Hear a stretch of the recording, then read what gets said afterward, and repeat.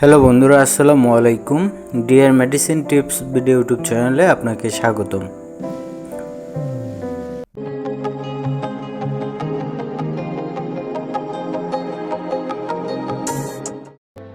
বন্ধুরা, আজকে আলোচনা করব দাঁত বা দাউদ রোগের প্রাথমিক চিকিৎসা নিয়ে। বন্ধুরা, তাই ভিডিওটি না টেনে সম্পূর্ণ ভিডিওটি মনোযোগ সহকারে দেখতে থাকুন। আশা করি অনেক উপকৃত হবেন। আর আপনি যদি আমার চ্যানেলে নতুন হয়ে থাকেন তাহলে অবশ্যই চ্যানেলটি সাবস্ক্রাইব করবেন।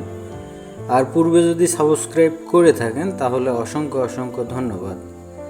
তো বন্ধুরা, এবার চলুন মূল আলোচনায়।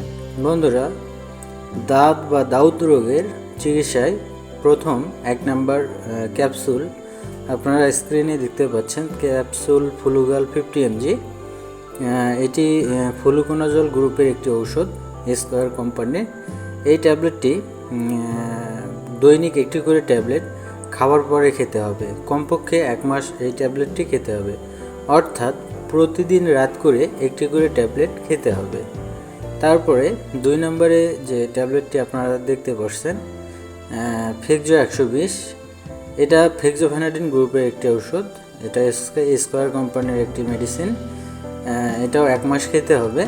এটাও প্রতিদিন রাত করে একটি করে ট্যাবলেট, দৈনিক একটি করে ট্যাবলেট খাওয়ার পরে খেতে হবে, অর্থাৎ প্রতিদিন রাতে একটি করে ট্যাবলেট খেতে হবে।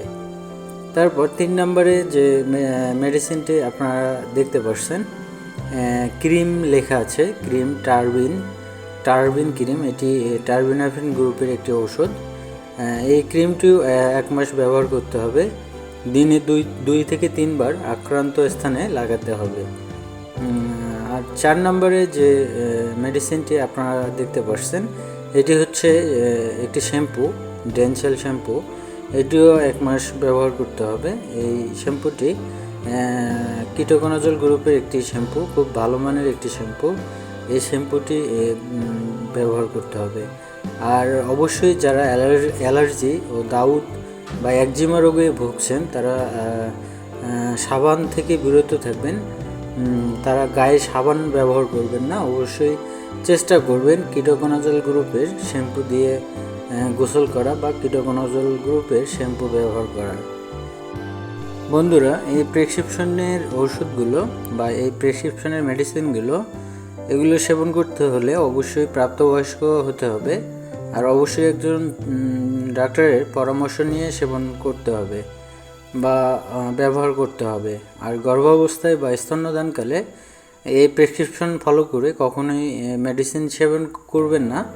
অবশ্যই একজন বিশেষজ্ঞ চিকিৎসকের পরামর্শ নিয়ে মেডিসিন সেবন করবেন, কেননা একজন চিকিৎসক আপনার সার্বিক দিক বিবেচনা করে ওজন, বয়স ও আপনার রোগের উপর ভিত্তি করে এর ডোজ নির্ধারণ করবে। তাই যে কোনো ধরনের মেডিসিন সেবন করার পূর্বে অবশ্যই একজন চিকিৎসকের পরামর্শ নিয়ে সেবন করতে হবে।